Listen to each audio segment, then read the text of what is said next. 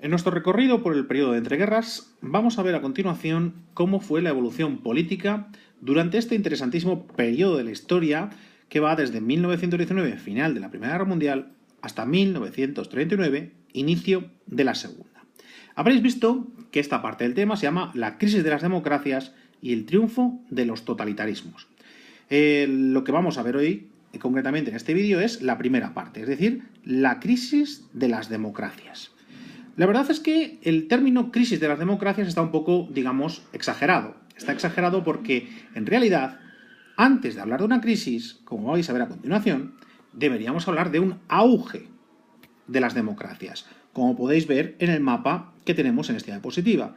Porque antes de la crisis lo que vemos es todo lo contrario, es un avance de las democracias. Al terminar la Primera Guerra Mundial, las democracias se consideran las vencedoras, o así por lo menos lo hacen pasar desde un punto de vista propagandístico. Es decir, Inglaterra, Francia, Estados Unidos, Italia, se presentaban a sí mismas como las buenas, como que habían ganado la guerra a los imperios, al autoritarismo imperial, aunque es discutible hasta qué punto la Alemania Austro-Hungría eran o no eran regímenes liberales / democráticos.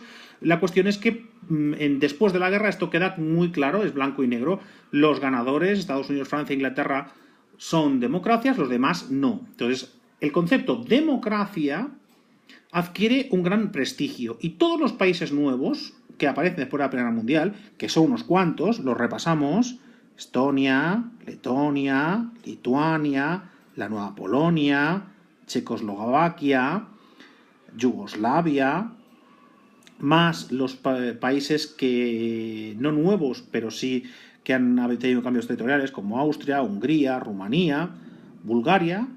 Todos estos países van a tener democracias, incluyendo, por supuesto, también Alemania. Todos los países nuevos van a tener democracias, de tal manera que al final de la Primera Guerra Mundial, cuando termina ya verdaderamente la Primera Guerra Mundial, en el año 1923, en todos los países se han instaurado regímenes liberales / democráticos. En todos los países.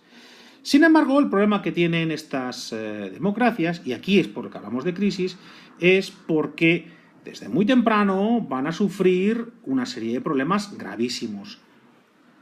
Uno de los cuales, evidentemente, ya lo vimos anterior, que fue la crisis económica. Pero no solo la crisis económica. Hay una serie de cambios en la sociedad de después de la Primera Guerra Mundial que van a hacer que en muchos de estos países estas democracias recién llegadas sean de baja calidad y acaben pereciendo, unas antes y otras después, ante el empuje de otras formas como son las dictaduras o los regímenes totalitarios. Por eso hablamos de crisis de las democracias, o en este caso retroceso de las democracias. Como veis aquí en el mapa, todos los países que veis en marrón habían tenido una democracia reciente, habían conseguido una democracia después de la Primera Guerra Mundial, y sin embargo casi todos ellos, con la excepción de Checoslovaquia, van a perder su régimen democrático. Fijaos que los únicos que al final del periodo conservan el régimen democrático son los que están rayados, ¿vale? Es decir, Checoslovaquia, Suecia, Noruega, Dinamarca, Reino Unido, Irlanda, bueno, y Albania no me viene ahí, pero bueno, es discutible. Es decir, casi todos esos, y Francia, por supuesto, casi todos esos regímenes, esos países son los únicos que van a mantener regímenes democráticos. En el resto, la democracia se va a perder, sustituida por una serie de regímenes autoritarios, repetimos, o totalitarios. La pregunta, ¿por qué ocurre esto? Bueno, hay una serie de causas globales que vamos a ver a continuación. La primera y más evidente es, evidentemente, la terrible crisis de posguerra, aquella crisis que vimos en el tema anterior, que había llevado la ruina a millones de personas en Europa por la deuda y por el desastre que había supuesto la Primera Guerra Mundial, ¿vale? Recordemos que el problema de la deuda había conducido a la hiperinflación y a la ruina total de muchísimas personas en estos países, especialmente aquellos que habían perdido la guerra, sobre todo en el centro y en el este de Europa. Alemania, toda la zona, todo lo que fue el Imperio Antiguo Austrohúngaro, toda esa zona tuvo gravísimos problemas, sobre todo cuando ya el sistema económico se fue al traste por la hiperinflación del año 23. A estos países habría que añadirse Italia, donde además de la crisis económica que están sufriendo todos, además hay una sensación de enfado entre la población porque piensan que se les ha engañado con la guerra, que se ha hecho una guerra para conseguir el engrandecimiento de Italia y que, sin embargo, en el reparto territorial, pues Italia no había sido especialmente beneficiada. A Italia le habían dado el Trentino y el Trieste, los territorios irredentos, pero ni siquiera de forma completa. Todavía había territorios en la Istria, en lo que hoy en día que se discutían y que se habían quedado sin ellos y que todavía los italianos querían y presionaban que se les diera. Entonces hay una sensación de frustración. Nos han engañado, nos hemos metido en la guerra con unas promesas y no han cumplido esas promesas. Entonces, en muchos de estos países, esta crisis económica y esta frustración va a ocasionar que se acusa a los políticos de inútiles, que se acusa a los políticos de ser incapaces de poner soluciones y lleguen generales o políticos demagogos, de estos que dicen lo que la gente quiere escuchar y prometen soluciones rápidas a todos, que se hacen con el poder e instauran dictaduras. Ya sabéis que una dictadura se diferencia de una democracia en la cual, aunque aparentemente pueda incluso hablarse de que puede haber elecciones, que pueden estar manipuladas, puede haber parlamentos que en realidad están controlados por el Estado y que al final quien manda es un dictador que controla todo el poder. No existe la división de poderes, aunque pueda haberla sobre el papel, en realidad no existe y eso es lo que es una dictadura. Y para que estos partidos y estos demagogos que os he comentado antes lleguen al poder, en muchos casos ha sido porque se ven favorecidos por una serie de cambios en el sistema parlamentario que hacen que la política sea muy distinta a cómo era en el siglo XIX, como era antes de la Primera Guerra Mundial. El primer cambio importantísimo, sin el cual es imposible entender por qué estos demagogos, por qué estos vendedores de motos, por qué estos que prometían soluciones fáciles y acabar con todos los problemas que los políticos profesionales e incompetentes habían ido acumulando, adquieren poder, es porque ahora la política deja de ser una cuestión de élites, de gente, una afición, de gente formada, de gente con estudios, de gente con negocios, para convertirse en una actividad de masas. La política ahora está dirigida a todos los ciudadanos, especialmente cuando en los años 20 se generalice el sufragio femenino. Entonces ahora los que votan ya no son unos pocos miles o unos pocos cientos de miles, como había sido hasta antes de la Primera Guerra Mundial. Ahora estamos hablando de que se cuentan los votos por millones. Y los políticos tienen que convencer a esos millones de personas de que les voten. Algo que para nosotros es natural, pero que en los años 20 y 30 es la primera vez que ocurría. Entonces los partidos ahora se convierten en vendedores. Tienen que vender un mensaje. Tienen que explicar a los electores por qué hay que votarles a ellos. Es decir, hay una especie de lucha comercial, de vender algo, de vender un mensaje. Aparece el concepto, por ejemplo, de meeting multitudinario. Es decir, antiguamente los meetings se podían hacer en un banquete, una cena. No, ahora ya no, ahora se van a llenar teatros. Aquí en España se llenan plazas de toros, estadios, en el cual cientos de personas, miles de personas van a escuchar a un político soltar su discurso.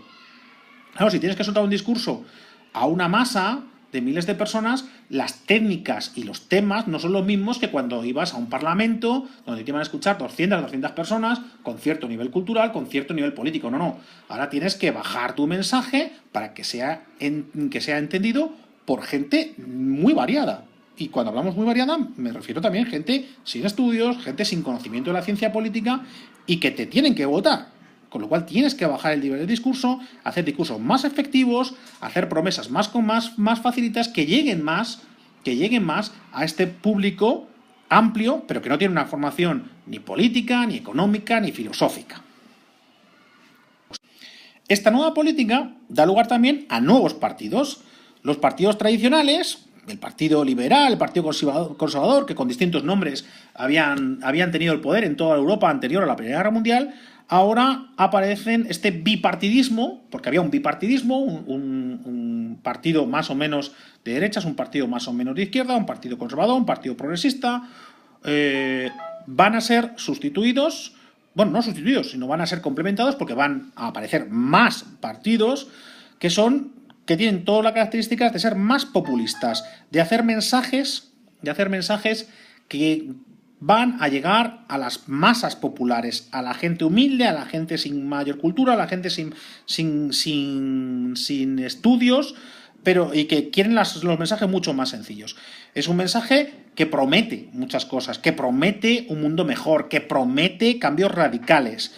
Y esto ocurre tanto a la derecha como a la izquierda, ¿vale? A la izquierda aparecen los partidos, es el gran momento del auge de los partidos socialistas, tanto socialdemócratas como revolucionarios, los comunistas, como también por parte de la derecha. En la derecha también aparecen estos partidos más extremistas que quieren sociedades diferentes, que no ven con simpatía el régimen democrático, como son los partidos agrarios, que son unos partidos que había en el centro y este de Europa, en Polonia, en Rumanía, en Bulgaria, en Hungría, son muy populares estos partidos agrarios, o, como veremos, el auge del partido fascista e imitadores a partir del año 23. ¿Vale? Por tanto, todos estos partidos nuevos que os he dicho tienen como característica su desprecio por el régimen liberal democrático. Desprecio puede ser más radical o menos radical, pero no les gusta, quieren acabar con la vieja política, quieren acabar con la casta que se repartía el poder, con el bipartidismo, prometiendo nuevas soluciones. Un tercer problema muy grave para las democracias en el periodo de entreguerras va a ser el hecho de que el tradicional y fundamental equilibrio de poderes va a ir desapareciendo en muchos de estos países por culpa de la crisis.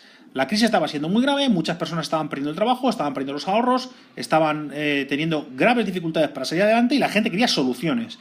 Y los políticos pues tenían que hacer cosas y por la obsesión de hacer cosas muchas veces lo que querían era acortar plazos y saltarse las reglas para es por dar una solución, es que no podemos perder el tiempo, es que hay que hacerlo de urgencia, es que esto tiene que hacerse ya para salvar a la gente. Es decir, con la excusa de la crisis, muchos políticos van a empezar a abusar, muchos presidentes, muchos gobernantes van a empezar a abusar de lo que se llaman los decretos leyes.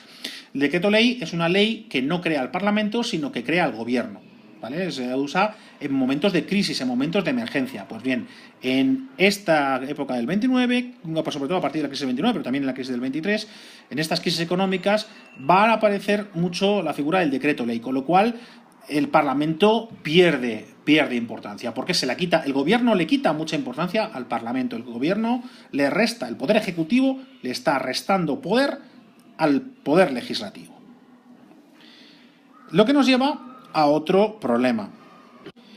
El problema que es que ahora el Parlamento no solamente va a poder frente a los gobiernos que le quitan la competencia legislativa a través de los decretos leyes, sino que es que además cada vez lo que pasa en el Parlamento es menos importante.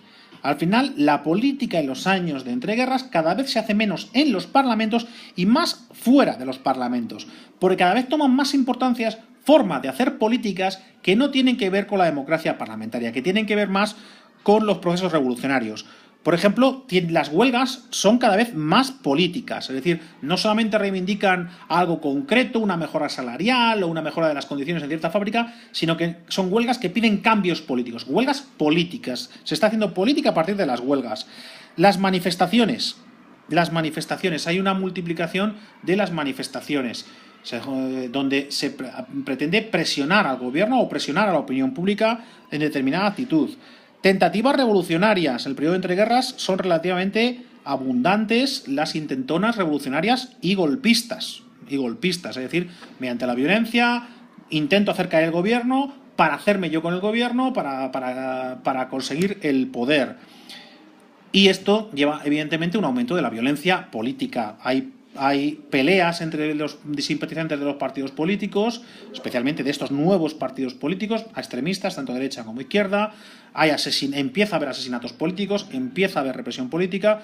Cuidado que cada vez se hace la política más fuera del Parlamento. Se hace la política, los periódicos ya no hablan solo de lo que se pasa en el Parlamento, sino que ahora en la información política cada vez se habla de cosas que pasan fuera del Parlamento, ¿vale? Como huelgas, como manifestaciones o como enfrentamientos políticos directos. El cuarto problema grave que vamos a ver es el de la crisis gravísima del 29. Recordemos que es la crisis más grave de la historia del capitalismo. Millones de personas se arruinaron y millones de personas perdieron su empleo por toda Europa y Estados Unidos. Tasas de paro llegaron a alcanzar el 30% en algunos países. Y esto significaba un desastre, especialmente en una época en la que, quiero recordaros, todavía los sistemas de seguridad social no eran tan densos como hoy en día. Es decir, no había subsidios de paro o estos eran muy, muy escasos. Por lo tanto, si te veías sin trabajo, en muy pocos meses te veías que no tenías dinero para subsistir. Ante este desastre, la población evidentemente buscaba culpables y culpaba a los políticos. Como lo que había en una democracia, pues la democracia empezó a verse como algo inútil. La democracia no es tan maravillosa como nos habéis prometido. La democracia no me ha dado trabajo, la democracia no me ha dado lo que yo le exijo al país. El país me ha prometido unas cosas y no me lo está dando. ¿De quién es la culpa? De los políticos democráticos. Vamos a elegir otros políticos que nos dicen que esto va a ir mejor. Ese es un gravísimo problema político que tuvo la crisis económica del 29. Ese problema político es el aumento del extremismo político, ¿vale? Esta miseria va a dar protagonismo a los radicales, a los extremistas, a los que creen, a los que venden el mensaje de que la culpa es de los políticos, la culpa es de lo que hay, que no han sabido poner soluciones y que hay que buscar otras cosas, otras soluciones. Prometen otros sistemas donde la sociedad funcione verdaderamente. Es el momento de los antisistemas, de los enemigos del sistema democrático. Con lo cual, la sociedad empieza a polarizarse entre los que quieren que cambie todo de una forma radical con visiones de tipo socialista y los que quieren que cambie todo de forma radical, pero visiones de tipo nacionalista. Es decir, empieza a dividirse cada vez más la sociedad entre extrema derecha e extrema izquierda. ¿Y qué pasa con la gente normal? ¿Qué pasa con los que no son extremistas? Pues por la desesperación, por la propia marea política, por el propio protagonismo que estos extremismos empiezan a tomar, ellos mismos van a adherirse a uno de estos dos extremos, algunos hacia las posiciones revolucionarias de izquierdas y otros hacia las posiciones revolucionarias de derechas, a los sistemas, unos al comunismo revolucionario, otros al fascismo o al totalitarismo nazi, según los países. Pero en definitiva, ¿qué vemos? Como la miseria, la crisis, polariza la sociedad. Eso es un problema, es una forma en la cual una crisis económica afecta de forma muy grave la convivencia y la estabilidad política. Bueno, y ahora vamos a hacer un pequeño repaso a cómo evolucionaron las principales democracias durante el periodo de entreguerras. Vamos a ver las principales potencias, cómo evolucionaron durante este periodo. Y empezamos por el Reino Unido, por Gran Bretaña. ¿Qué pasó con Gran Bretaña? Bueno, pues fue uno de los sistemas políticos que mejor aguantaron todas estas crisis. El sistema político británico aguantó perfectamente, siguió existiendo un bipartidismo, es decir, casi toda la sociedad se veía representada por dos partidos principalmente, el Partido Conservador y otro partido. Porque aquí sí hay que cambio. El Partido Liberal, que había sido la oposición al Partido Conservador durante todo el siglo XIX, es sustituido ahora, después de la Primera Guerra Mundial, por el Partido Laborista, de ideología socialdemócrata, ¿vale? Marxismo, pero marxismo democrático, ¿vale? Es decir, abandonando los maximalismos revolucionarios. ¿Vale? Entonces, sí, el sistema básicamente sigue el mismo, es una democracia estable, el sistema parlamentario funciona perfectamente y hay una alternancia entre el Partido Conservador y una oposición del Partido Laborista. Francia es un caso distinto. Si bien en Francia la democracia siguió existiendo, sí que es verdad que la convivencia se vio fuertemente amenazada por una fuerte polarización de la sociedad. Es decir, la sociedad francesa a mediados de los años 30 se fractura en dos bandos que verdaderamente se odian. ¿Vale? Ya no estamos hablando simplemente de hablar de política, estamos hablando de sentimientos de oposición, de exclusión y de hacer cualquier cosa por tal de que el otro bando no llegue al poder. Eso ocurre en Francia, con esa fractura radical entre la derecha francesa y la izquierda francesa. ¿Vale? Una Francia dividida en dos, en la cual los de izquierdas harían cualquier cosa con tal de que la derecha no gobernase y los de derecha lo mismo, porque ambos pensaban que lo peor que le podría ocurrir al país es que gobernasen los otros. De hecho, esta polarización, que suele tener el nombre de frentismo, es porque fue precisamente en Francia el primer país donde se constituyó un frente popular, que fue un invento de Stalin y del Comintern, en el cual los comunistas propusieron al resto de formaciones de izquierda, tanto izquierda democrática como socialdemócratas, formar una coalición electoral para derrotar a las fuerzas de derechas. Entonces, ya os digo, el régimen democrático aguantó, pero a duras penas.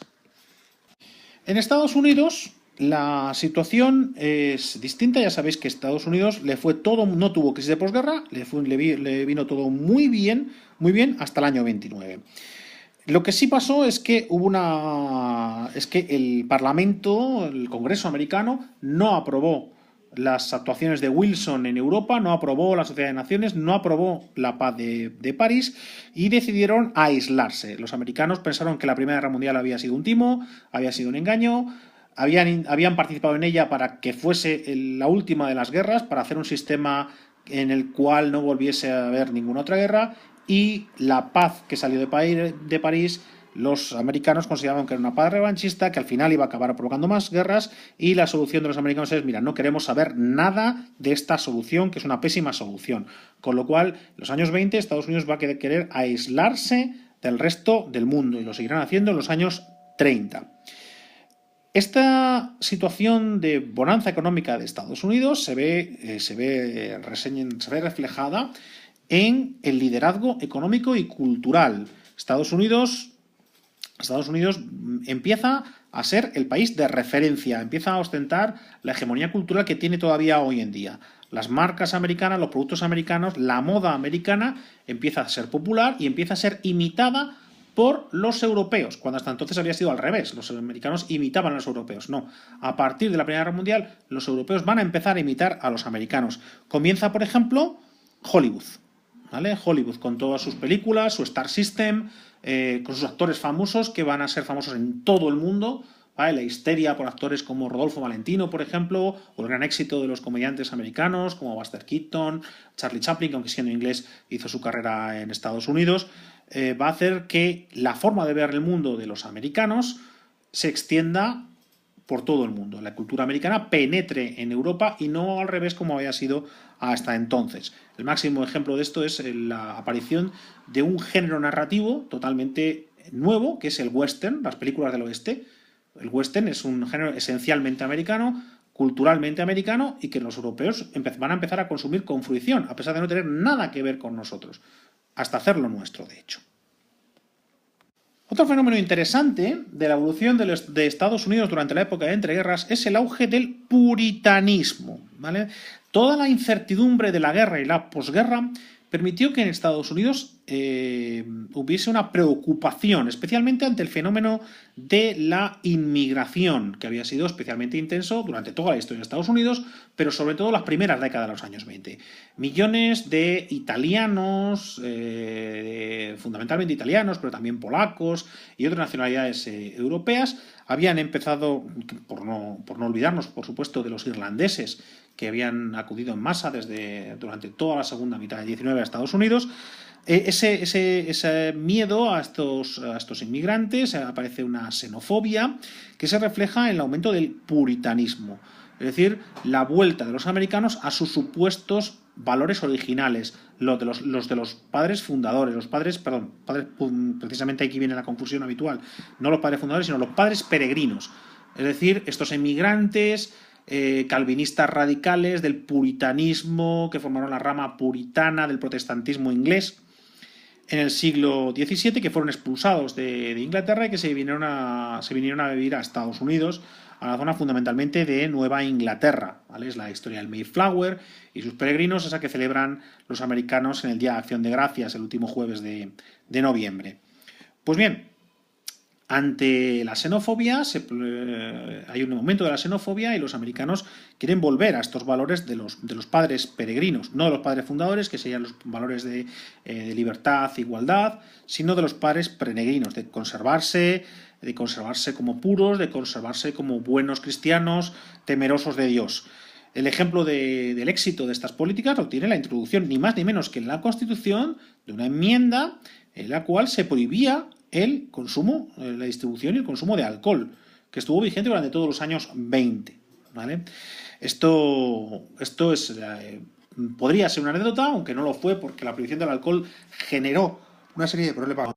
una serie de problemas graves como el aumento del contrabando y por tanto de las actividades ilegales que dieron muchísimo poder a las mafias y al crimen organizado precisamente en estos años, en la época de oro de los gángsters, los famosos gángsters, los más conocidos, los de Chicago, con Al Capone a la cabeza, pero no debemos olvidarnos de Lucky Luciano en Nueva York y otros capos que hubo distribuidos por todas las grandes ciudades americanas.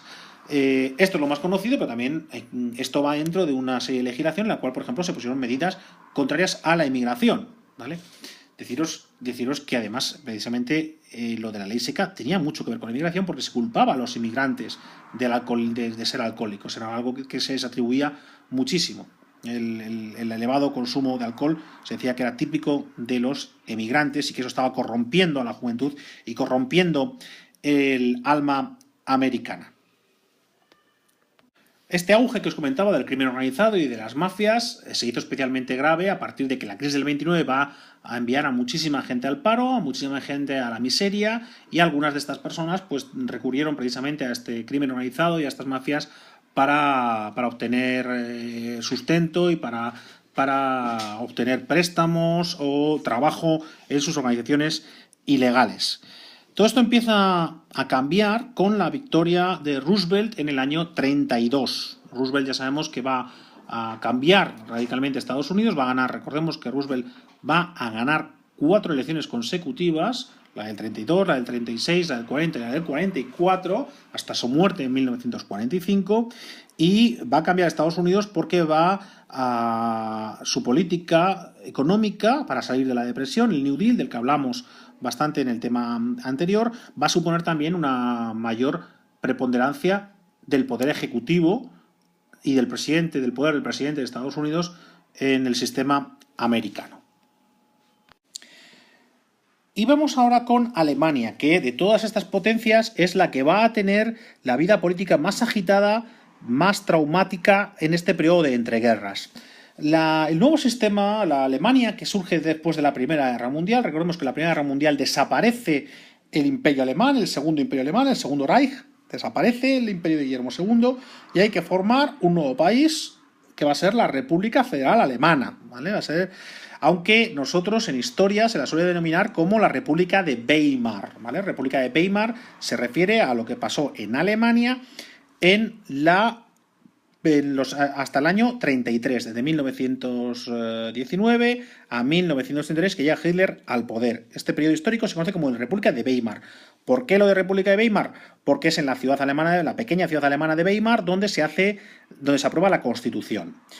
¿Qué establecía? Bueno, pues es una constitución muy similar, en cierto modo, es típica parlamentarismo europeo, es un estado federal, es bicameral, tiene un jefe de gobierno, que se llama canciller, ya sabéis que es la peculiaridad alemana, en todas partes se les llama primer ministro, en Alemania se llama canciller, y luego un presidente al que, como era habitual también en los sistemas democráticos de esta época, se le da poderes en caso de emergencia, ¿vale? Ante revoluciones, golpes de Estado o similares, el presidente puede asumir poderes extraordinarios. Ya sabemos que esto es una cláusula de seguridad que tienen muchísimos sistemas políticos de la época y que va a abusarse de ella, y de hecho va a ser la vía que en muchos países tengan los políticos para hacerse con dictaduras.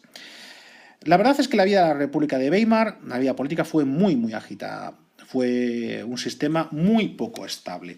¿Por qué? Porque tuvieron muchísimos problemas. El primero es que la República se trae ante el fracaso de la guerra. Y claro, un sistema político que viene de un fracaso, que viene de una crisis, pues no tiene un apoyo popular, no es algo que pida el pueblo de forma masiva, mayoritaria. La verdad es que la República había llegado por descarte, y sus apoyos, los socialdemócratas del SPD, los liberales o los católicos alemanes que formaban el partido llamado Zentrum, pues no eran una mayoría abrumadora de los alemanes. Había muchos alemanes que esto de la República les sonaba raro. Tanto porque no querían la República, porque ellos querían una vuelta al imperio o algo similar al imperio, gente de derechas o de extrema derecha, los que serán los nacionalistas, los Freikorps, como por parte de la izquierda, donde lo que se quiere es ir al régimen, ir a apostar por el sistema bolchevique, por ir al comunismo, ¿vale? Y de hecho lo intentaron los espartaquistas, comunistas revolucionarios de Rosa Luxemburgo en 1919, hasta intentar una revolución como la rusa, pero fracasaron, les paró el gobierno, ayudado por la extrema derecha de los Freikorps. El otro problema grave es las indemnizaciones. Un sistema político en el cual la economía no funciona, pues no puede estabilizarse. Y la verdad es que Alemania lo pasó bastante mal porque sufrió mucho las dos crisis. Del año 20 al 23 lo van a pasar fatal. En el 23, de hecho, recordemos que se produce el desastre absoluto que fue la hiperinflación, que todavía queda en la memoria colectiva alemana. Y en el año 29, la crisis del 29, al país de fuera de Estados Unidos, al país que más le va a afectar va a ser Alemania, porque dependía del capital americano. Con lo cual, con muchísima gente en paro, con muchísima gente en la miseria, pues ningún sistema político se puede consolidar. Esto es así, no tiene otra explicación. Así que el crash del 29 va a ser ya definitivo. ¿Para qué? Pues para que no haya manera de estabilizar aquello. Estamos hablando de un 20% de paro, 8 millones de desempleados, y claro, pues esto es terreno abonado para los demagogos, tanto comunistas como la gente de Hitler, del partido nazi, que finalmente acabará ganando las elecciones, y esto permitirá que, como veremos en el siguiente tema, Hitler llegue al poder, primero de forma legal y democrática, y luego, una vez en el poder, pues lo aprovechará para romper la democracia y crear un sistema totalitario nazi.